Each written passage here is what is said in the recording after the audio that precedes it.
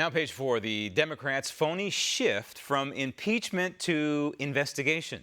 Outside of Maxine Waters, most of the Democrats who are running for Congress have backed off from calling for the impeachment of Donald Trump. Instead, they say things like the president must be held accountable, or that the Democrats will investigate the 45th president if put in power of the House.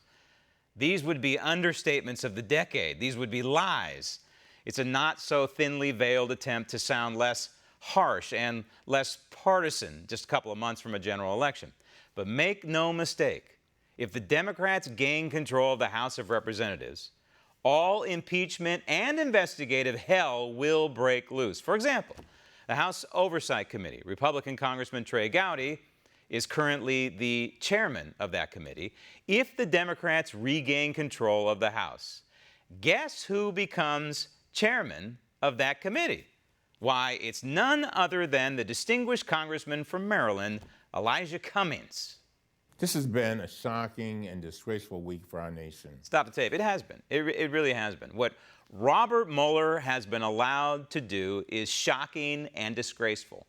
And it's Rod Rosenstein who's allowing him to get away with this because Jeff Sessions has recused himself. I fundamentally believe that Jeff Sessions should unrecuse himself now and take charge of this investigation and tell Robert Mueller, hey, it's time to put up or shut up.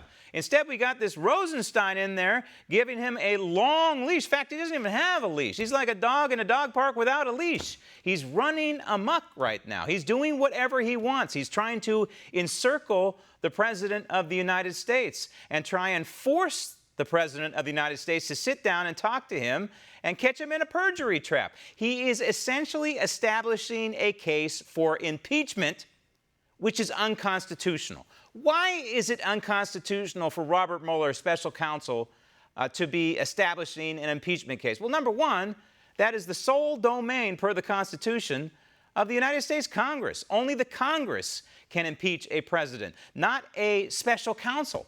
But also, if you look at it from a constitutional hierarchy perspective, Robert Mueller works under the Assistant Attorney General, who works under the Attorney General, who works under the President of the United States. So, in effect, Robert Mueller is working under Donald Trump.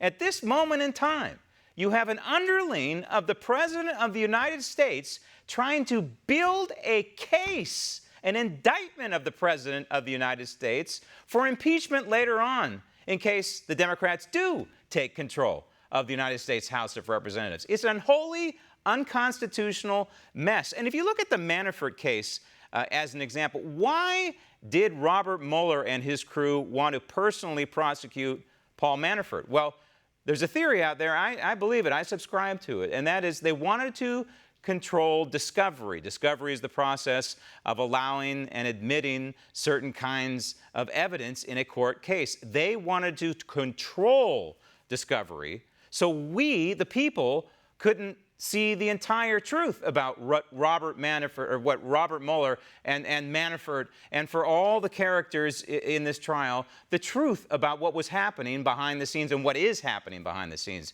vis-a-vis Robert Mueller. Roll tape. One that will tarnish our history books for generations. Stop tape. Tarnish the history books.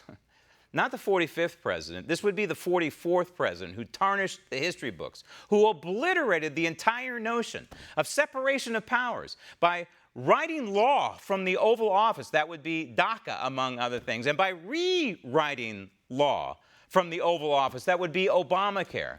He obliterated the separation of powers. And think about it. You have this guy and other Democrats out here attacking the President of the United States ruthlessly on a day-by-day basis. Yet, juxtapose that with what's happening with the economy right now. And this deal that was just worked out regarding NAFTA. Now we have a bilateral deal between the United States and Mexico. NAFTA is no more. There'll probably be a bilateral deal between the United States and Canada. NAFTA is no more. But look at the economy. We have a stock market who's now going through the roof.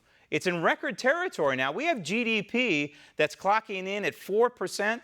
They're talking possibly 5% GDP now. We have America on the comeback. We have China on its knees right now because Donald Trump is using tariffs as a weapon. Want to see more videos like this?